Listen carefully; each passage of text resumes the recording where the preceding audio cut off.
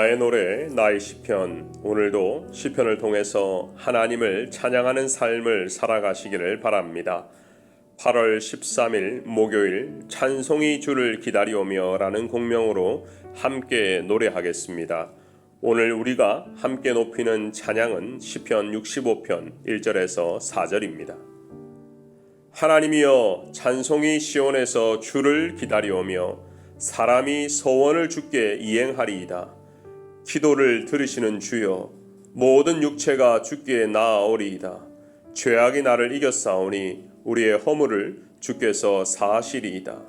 주께서 택하시고 가까이 오게 하사 주의 뜰에 살게 하신 사람은 복이 있나이다.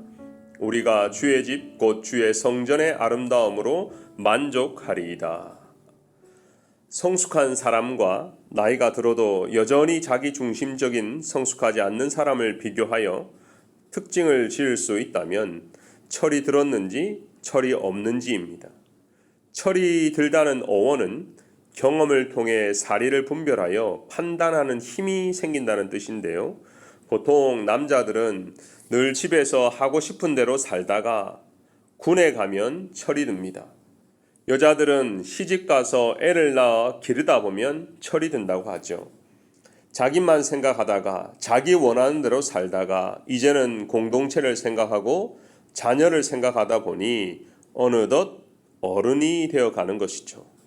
3절을 보면 다윗이 죄악이 나를 이겼다고 고백하는 것을 볼 때 밧세바 사건 이후 이 시를 지은 것 같습니다. 본인이 가장 성공한 이후 교만하여 간음죄와 살인죄로 인생의 바닥을 경험하고 고난을 경험한 후 그는 하나님 앞에서 철이 들게 됩니다. 그의 노래가 달라진 것이죠. 고전 시대에 두 명의 음악가가 있었습니다. 모차르트와 베토벤입니다. 우리가 잘 알듯이 모차르트는 궁중음악사였어요. 음악에 재능이 넘쳤고 같은 시대에 걸출한 작곡가들과 후배들도 그를 천재라고 칭송했습니다. 왜냐하면 작곡을 하는데 고뇌와 번뇌가 없을 뿐만 아니라 아무 생각 없이 쳐도 즉흥 연주가 늘 가능했기 때문이죠. 그래서 늘 행복했습니다. 그 이유로 그의 음악은 항상 경쾌하고 밝았어요. 그러다 보니 귀족들이 파티를 할 때마다 모차르트에게 연주를 맡긴 것입니다. 반면에 베토벤의 음악은 모차르트에 비해 무겁고 어둡습니다. 베토벤은 모차르트에 비해 재능도 부족했고 궁중음악을 할 수 있는 후원도 받지 못했습니다.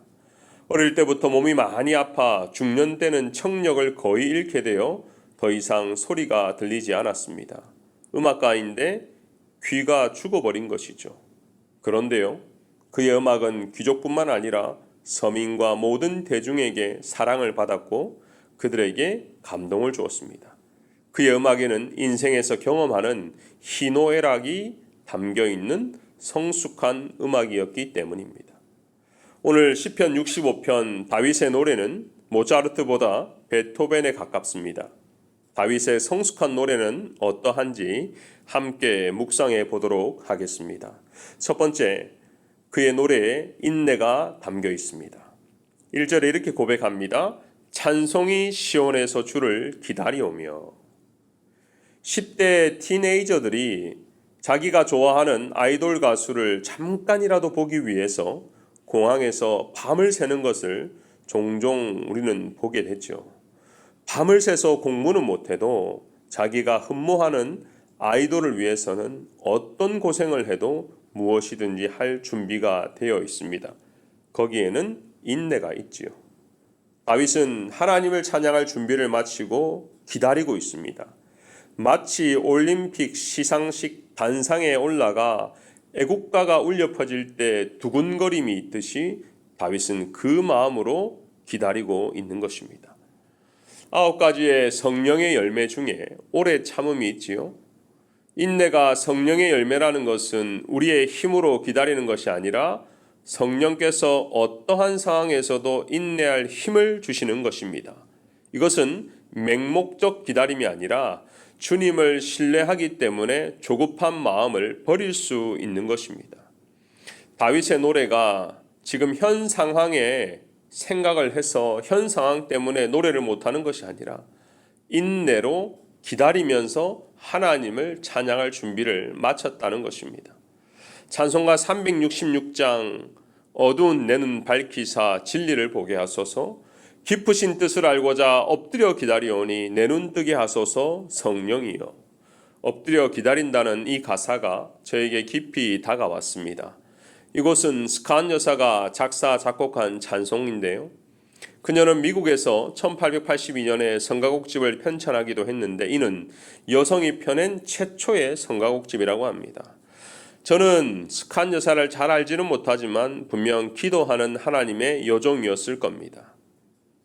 우리도 이 찬양의 가사를 생각하면서 엎드려 기다리오니 내 눈 뜨게 하소서, 엎드려 기다리오니 내 귀를 열게 하소서, 엎드려 기다리오니 내 입을 열어 찬양하게 하소서, 이렇게 고백하는 하루가 되길 원합니다.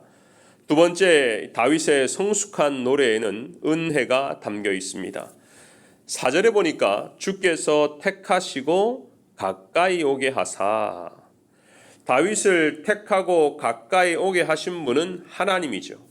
그 당시는 예정론 신학도 없었을 텐데 어떻게 다윗이 택정함을 입었다고 깨달았을까요? 은혜를 체험했기 때문입니다. 3절은 분명 죄악이 자기를 이겼다고 고백했지요. 그만큼 하나님 앞에서 바로 설 수 없는 자신을 조건 없는 사랑으로 불러주심에 감격하고 있는 것입니다. 우리는 내가 언제든지 마음먹으면 하나님께 갈 수 있다고 생각하죠. 내가 하나님을 믿는다고 생각합니다. 하지만 하나님의 은혜를 경험하면 생각이 달라집니다. 예수 그리스도의 십자가의 사랑은 나 같은 죄인에게 먼저 찾아오신 사랑입니다. 예수님이 제자를 부르실 때도 동족의 세금을 거두는 마태를 찾아가셨고 물고기를 잡고 있는 베드로에게 찾아가셔서 나와 함께 사람 낚는 어부가 되자고 말씀하신 겁니다. 믿음도 마찬가지입니다. 교만하면요, 내가 신앙생활을 잘해서 내가 신앙의 연수가 있어서 믿는다고 착각합니다. 내가 믿는 것이 아니라 믿음은 하나님의 선물입니다. 너희는 그 은혜에 의하여 믿음으로 말미암아 구원을 받았나니 이것은 너희에게서 난 것이 아니요 하나님의 선물이라. 그렇기 때문에 모든 것이 은혜입니다. 모든 것이 하나님 덕분입니다. 여러분, 덕분의 챌린지 또는 덕분의 캠페인을 들어보셨나요? 코로나19 현장에서 불철주야 고군분투하는 의료진분들께 감사의 마음과 응원의 메시지를 전하기 위해서 한국에서뿐만 아니라 전 세계에서 덕분의 캠페인을 지금도 하고 있습니다. 스포츠 선수들도 홈런을 치고 골을 넣고 본인의 세레모니를 하지 않고 덕분의 캠페인으로 대체하고 있는데요. 왼손바닥을 위로 보이게 하고 오른손은 그 위에 얹어 엄지를 펴서 넘버원 표시를 하는 것입니다. 사실 이 덕분에라는 말은 과거의 인사치레 중에 하나였습니다. 요즘 어떻게 지내세요? 인사를 하면 덕분에 잘 지냅니다. 이렇게 화답을 했지요. 하지만 진짜 마음을 담은 감사의 표현보다는 의례, 인사치레 정도로 그냥 하는 말 정도로 여겼습니다. 하지만 지금은 5개월 이상 의료의 최전선에서 고생하시는 분들에게 정말 진심을 담아 존경을 이 수호 동장으로 하게 된 것이죠. 그렇다면 우리가 하나님 앞에서 할 수 있는 존경을 담은 수호는 어떤 것이 있을까요? 그것은 두 손을 들고 전심으로 찬양하고 전심으로 예배하고 전심으로 감사 기도하는 것이 하나님 앞에서 은혜 챌린지를 하는 것입니다. 사랑하는 성도 여러분, 오늘 하루 우리가 시작하기 전에 하나님의 은혜를, 하나님이 주신 복을 세워봅시다. 그리고 그것에 감사하고 그것을 찬양하는 하루가 되시기를 바랍니다. 함께 기도하겠습니다. 늘 하나님의 축복 속에서 강건하게 행복하게 살게 하심에 감사합니다. 하지만 때로 주님이 고통과 고난을 허락하실 때는 그것이 우리를 성숙한 성도로 만들게 하시니 또한 감사합니다. 주님, 성숙한 그리스도인이 되게 하옵소서. 어떤 환경에서도 감사하고 인내하며 기다리게 하시고 모든 영광을 하나님께 돌리는 빈내리 성도가 다 되게 하여 주옵소서. 감사하며 예수님의 이름으로 기도합니다. 아멘.